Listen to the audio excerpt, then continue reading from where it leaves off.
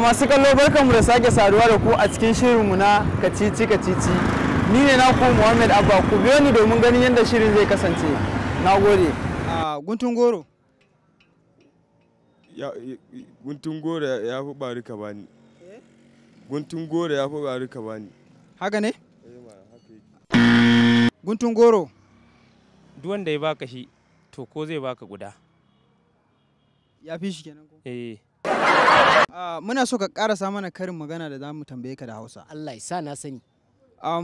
Guntun goro. Guntun goro ya fi babban loma ne kuma ake cewa kamar da dai ga kalma a kusa amma guntun gatarinka ya fi sari ka bani amma guntun goro ga abun a kusa wallahi ya kwanta mu. Guntun goro. Guntun goro. Guntun goro ya fi sari ka mana. Ka tabbata? Ba ka. Guntun goro. Ban san sa ba. Shi ma baka san shi ba? Guntun goro. Guntun goro.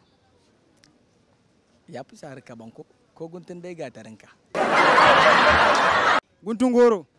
Ya fi sari ka mani. Ka tabbata? Na tabbata. Guntun goro. Ya fi sari ka bani. Ka tabbata? Na tabbata. Guntun goro.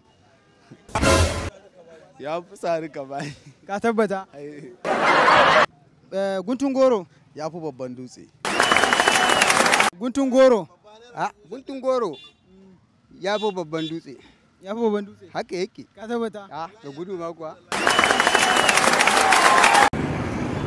To masu kallo da haka muka kawo ƙarshen shirin da fatan kun nishaɗantu kuma kun ilmantu. Ni ne naku Muhammad Abba, ku kasance tare da ni a wani episode ɗin mai zuwa. Na gode.